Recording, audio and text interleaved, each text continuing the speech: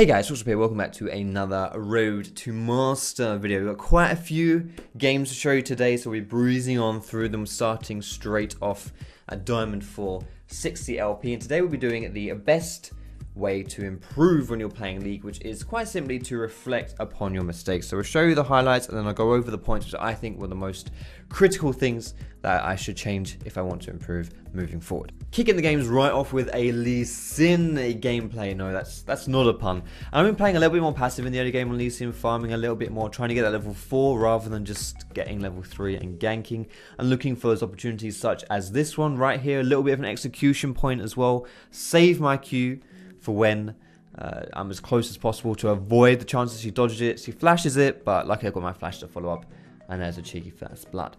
Also here as well, diving is something I've been wanting to do a little bit more of. If I see lanes that are pushed in quite hard, especially if they're lanes that have a lot of damage, then trying to set up a dive is a really good strategy in my opinion, to kind of push the lanes that are already winning to get them even further ahead. Moving on into the mid game, getting picks is really important because then you can transition into objectives. So here we go for the Baron. However, there's still 2 people up on the enemy team, so I'm of the opinion that we should peel off of this, try and get kills onto the enemy team here just to make this easier, right? Like trying to contest against the Jason Ari is going to be really difficult, but I want to turn, my team doesn't want to turn. We also don't have a tank for this either, right? So not great, and all in all, just a really awkward play, but fortunately afterwards we managed to pull it together and we do pick up the win. So specifically from this game, the points that I wanted to take away from it, obviously that one play at the Baron was probably the biggest thing. Miscommunication in solo queue, where you kind of want to do one thing but then your team doesn't. You basically just need to communicate it beforehand, either with pings or with some typing. Outside of that, just some really minor things, some little things that you don't quite notice in these highlights, just mechanical things I wasn't quite so good on. But really, just communication with my team is a big thing I want to take away from that one. Moving on to game number 2 here, I'm playing another Lee Sin gameplay. Yes, no surprises there. I'm really enjoying playing Lee Sin here. And we're up against a Wukong jungle. Now, Wukong is not the strongest early game jungler, so I've invaded him here to see if I could find him to try and fight him and pressure him. However, I muck up here and I miss my Q on him. So luckily Vlad was around to help me, to back me up, but then I suicide and it's really not that good. I probably could have executed there as well. Now if you get a chance to look, if I press tab here, you'll see that Jax is 3 levels down on this talent here. And he has like no Siesta talent either. This guy was actually first time Jax, which I didn't realize at the time. But essentially that guy was just so far behind, and trying to make a play around there really was just a waste of time, because Jax shouldn't be losing by himself anyway against Talon obviously, and then Talon is just so fed, like, yeah, 2v1, it's not fun. And now at this point as well, Talon just pushes up, runs into my jungle and just completely screws me over. So I'm in like a really sour spot here. There's really not too much that I can do with someone like Talon if they get ahead and they roam around. However, this is something which, you know, we'll talk about later on, about how I could play this one differently, because there's always things that you can do, right? And this isn't good. This is not good. This talent is completely popped off, and there it is. We lose the game pretty handedly, honestly, and I go 0, 5, and 6. So the things that were really specific about this game, the way I played this game, I played this one not optimally, as you can tell the fact I was 0, 5, and 6.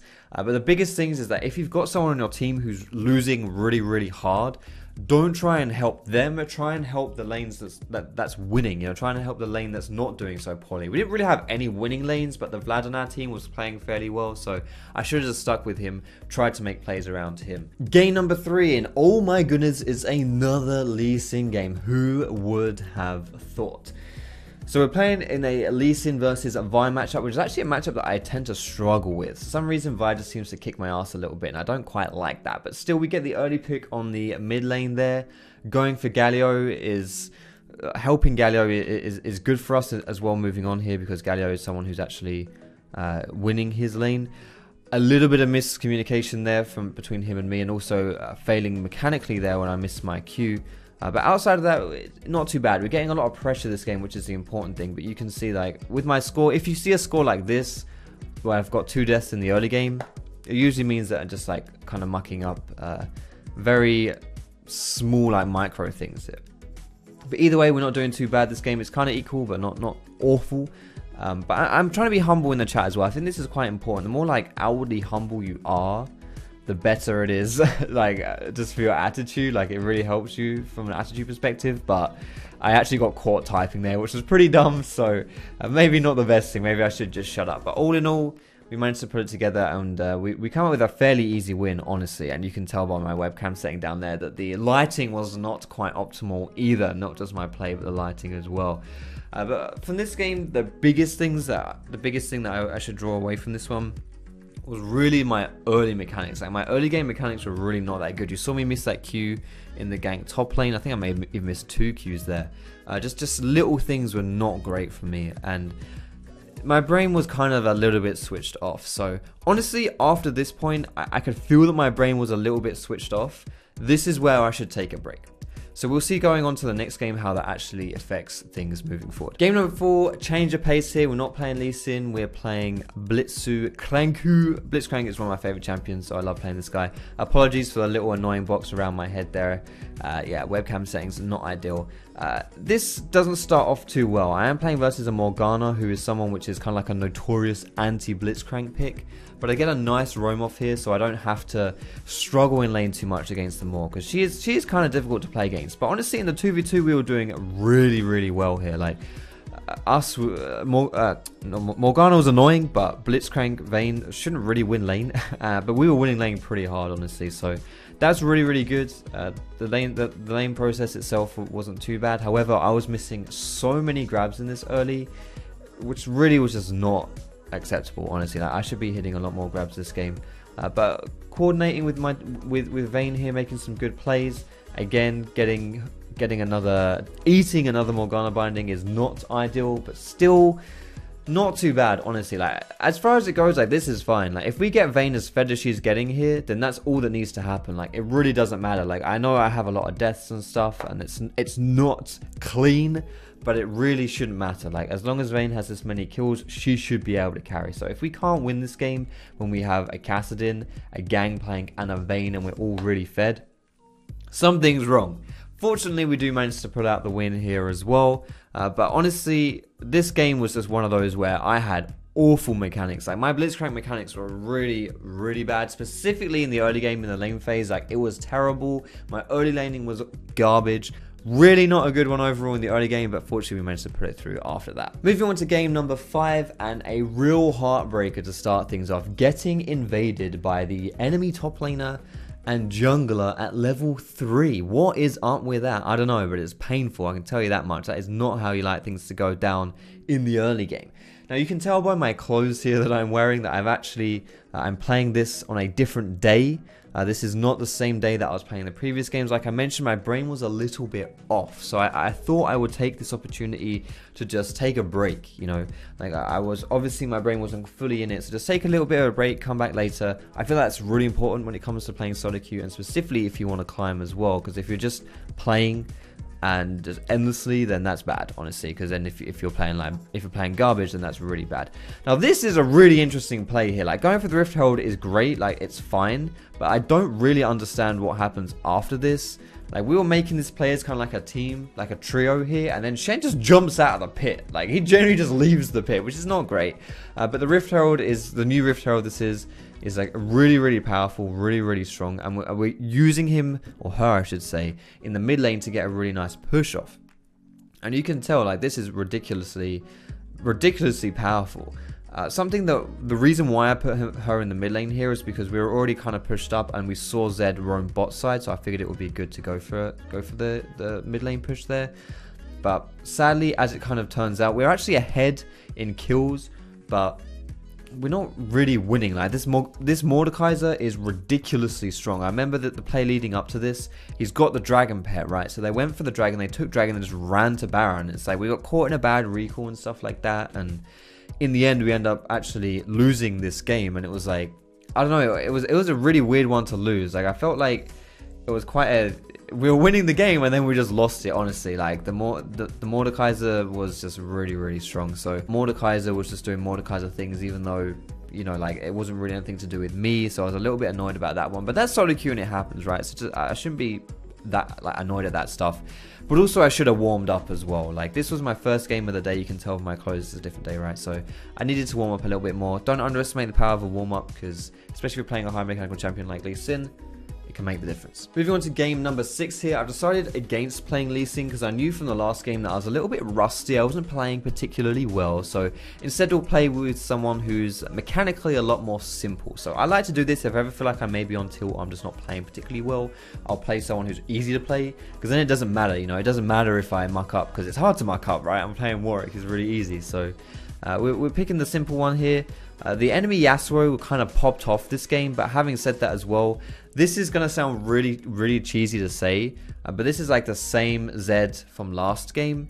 He didn't play particularly well last game, but this is someone who recognized me, and like, I don't want to call him out or anything, but he was kind of fanboying me, and I think he was like, the nerves were getting to him a little bit, because he was just bloody... He was choking a lot of this game. Like, he was making some terrible plays, and but the thing is, like, I was playing around him a bit too much as well, and the enemy Eve this game got really bloody fed. Like, if Eve didn't get fed, we would win this game, I think, because she's like their only magic damage threat, right? And we should be quite tanky, but when we're as behind as we were, we're not really tanky enough to deal with her. So essentially, whoever she targets will die, basically. So we didn't, like, they weren't a particularly tanky team outside of Sion, so if we could get around Sion, it would work, and we got quite a high damage team. But overall, that little clip there kind of just sums it up, really. Like, not a great game overall, to be honest. The problem this game is, like, for me, I feel like I was kind of blaming the Zed a bit too much in the game. Like, I didn't type anything to him. Like, I genuinely didn't. In fact, I was actually quite positive to him this game. He was quite hard on himself. But in my head, I was just like, holy shit, what is this Zed doing? And to be fair, maybe there was some merit to that at times, but I just really didn't focus on my game enough, because I was in my head constantly like, goddamn Zed, what the bloody hell are you doing? So gotta make sure I don't tilt going on to the next game. Game number 7 here, I was playing Lee Sin again. I was feeling quite confident in this game, because last game I was playing Warwick and I wasn't really particularly happy with how the game went down.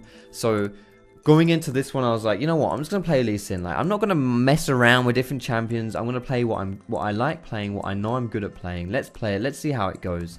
And I was feeling really, like, up for this game. I was really confident, and I was hoping that would kind of, the mentality itself would carry me. So starting the game off, we get a nice cheeky first blood onto Riven, but she somehow manages to, like, roam and go behind by like 2 levels against her lane opponent. So that's pretty much just threw her early lead there. But being a Riven player, what Riven can do is she just basically gets like 2 items and then just fights everyone. It's kind of hard to explain, but she's just Riven. So Riven doing Riven things. I had a pretty good game as well. Here you can see I was applying pressure quite a lot. I was invading quite a lot as well to get nice vision onto Zac so that he wouldn't be able to do too much. But this Baron call here is honestly pretty bad. I figured we would get the TP from Riven a little bit earlier there, but it was a bit of a ballsy call just flat out, so probably shouldn't have risked that one when we know, like, we knew what would happen. We knew Twitch would come around and he would do something like that, so I was just hoping that we could turn on him faster. But either way, we get the Elder Dragon play going down here. We feel like it's a good time to rush it. However, we don't actually zone the enemy jungler at all, and considering, I think that Zac may have even been high level me there, I'm not 100% sure, but either way, it's like a really unnecessarily risky play there. Like, he's like, and that's that basically. Like, we were winning this game pretty hard. You can see by my score, I was playing really well this game, but unfortunately we didn't win. I think I just lost focus of the game though. Like, I should have tried harder a little bit more. I thought we were just going to win, so I kind of switched off a little bit, and that was probably the biggest problem there. My map awareness as well was not 100% either, just as more like a micro point as well. So after that somber reminder of why you should always focus and not switch off when it comes to Plan League, because no game is ever won until the Nexus explodes, we're going to play an Ivern game here. So I figured Ivern would be a nice choice because we have quite a good team for me to play around, like quite a squishy team, a team that I can shield up and protect. But I also wanted to play Ivern because it was similar to like the Warwick situation, where I just wanted to play something really easy, really chill. Like, I knew my brain was kind of switching off a little bit, so I wanted to pick something where I don't really have to use my brain too much, which I think Ivern kind of fits that bill quite nicely. He's quite a simple champion to play, and you don't have to do anything specific on him to really make him work. Really close plays coming down here in the early. It was tricky, but This one was just poorly executed. I was like running towards the guy to save him, then he runs away from me, so a bit unfortunate on that one. But you know, it's solo queue, it happens. And yeah, I get caught a little bit as well. A game like this is one of those where I'm just dying too much, honestly. And that's again another sign that I should probably take a break, because my brain is kind of switched off and not really working too well. However, that's why I picked Ivan, because it plays into that kind of thing where I don't necessarily have to have my brain completely switched on, and that's good sometimes. So take a break and fall back onto a champion like this and just be able to chill out, and it kind of lets your team carry a little bit, which is why he's not necessarily a great champion in lower elo, but no, in higher elo it's not too bad, because you can rely on your team a little bit more. I mean, this is low diamond, right? It's not exactly good players, but you can rely on them a little bit, right? And make things happen. So we get 4 kills here. Really, really good stuff. Transition it into a Baron, and eventually we can push down mid and win the game. The early game was really bad for me. I died way too much. I suicided way too much. I was like 2 and 4 or something at one point, but then I finished 4, 5 and 13. So I pulled it together towards the later parts of the game, but my early was definitely not good enough. So I think that's the stuff to take away from this one. I forced things too hard here. So I hope you enjoyed the gameplay, boys and girls, or the multiple gameplays, I should say. And yeah, I hope you could also learn a little bit about being reflective as well, because that's certainly a good way to be approaching things in solo queue. Thanks for watching, guys. I hope you have a great, amazing, wonderful day, and I will see you in my next video.